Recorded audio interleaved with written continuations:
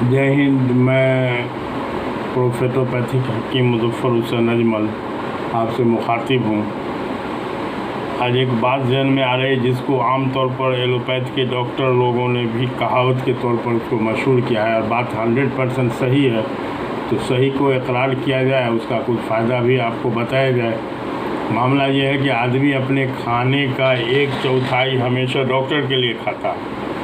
इस बात को थोड़ा सा ऐसे अंदाज से समझ सकते हैं कि जाहिर सी बात है कि जब भूख से ज़्यादा खाना खाएगा तो आदमी बीमार पड़ेगा, और जब बीमार पड़ेगा तो फिर डॉक्टर को जाके के पास से मीटर डाउन करके उनसे इलाज करवाना पड़ेगा, डॉक्टर की आमदनी होगी।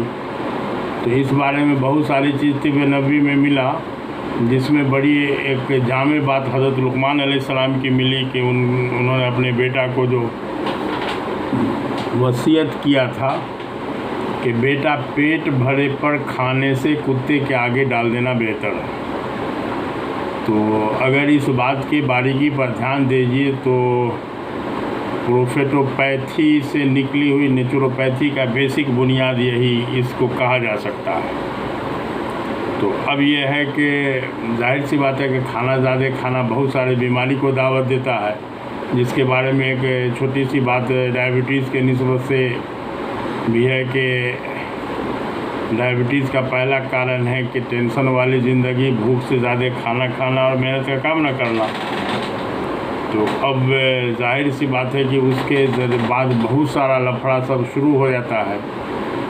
तो आज जो है वो ओरिजिनल भूख के बाद खाना खाने वाले की तादाद हमको नहीं लगता है कि 1-2% लोग भी ऐसे हों जो ओरिजिनल भूख लगने के बाद खाना खाते हों। खाने का टाइम हो गया तो उसको भूकास बोलते हैं, उस टाइम में जो है खा लिया जाएगा। घर के लोग टोक दिए कि खाना निकला हुआ है आइए, तो जाहिर सी बात है कि खाना खा लिया।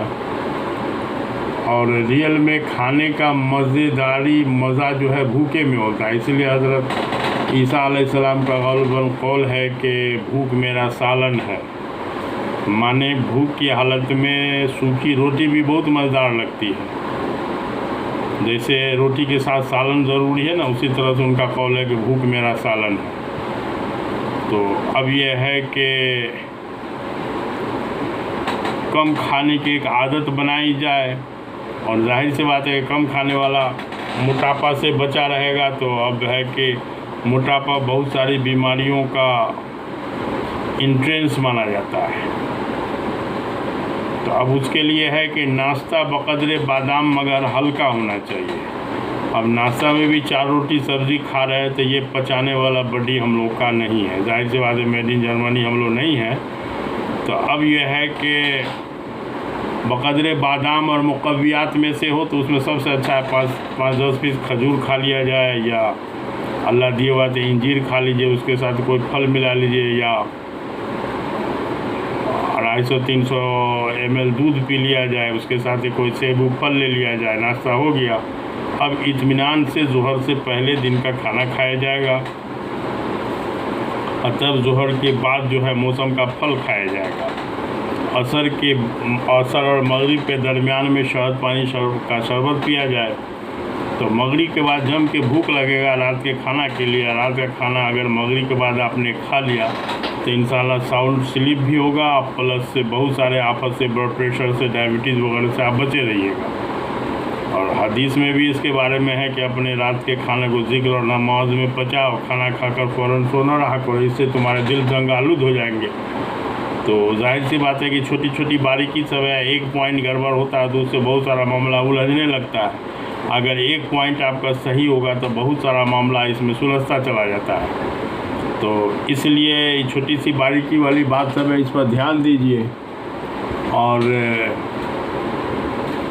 खाना जो है वो हमेशा कहा गया है कि एक बुज़ुर्ग का कौल है कि अब मैं रात के खाने में 2 रुकमा कम खाऊं, ये मेरे नज़दीक रात भर जागकर इबादत करने से ज़्यादा अफजल है।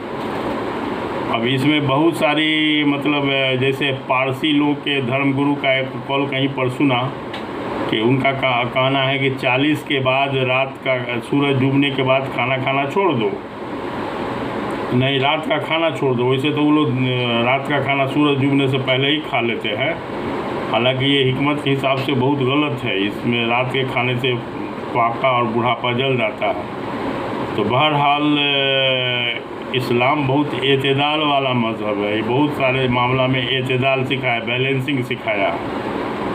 तो अब यह है कि रात का खाना थोड़ा सवेरे खाने की आदत बनाइए और इससे डायरेक्ट बेनिफिट उठाइए। तो इंशाल्लाह नींद भी सही होगा, फजर के नमाज में उठना आसान होगा, सुबह में महा फ्रेशनेस मिलेगा आपको। फ्रेशनेस नहीं बोले, महा फ्रेशनेस, जिसका एहसास हमको लगता है गालिबन आजकल 2% लोगों को भी नहीं होता है। इसलिए कि देर से खाना खाने के बाद आप जो सोइएगा तो आपको साउंड स्लीप नहीं होगा, और साउंड स्लीप के वजह से सवेरे में मिजाज भारी होगा, जिसको हल्का करने के लिए, गुनूदगी को दूर करने के लिए आपको चाय याद आवेगा। नहीं तो साउंड स्लीप अगर तरीके से हो जाए तो सवेर में चाय की ज़रूरत ही नहीं पड़ेगी।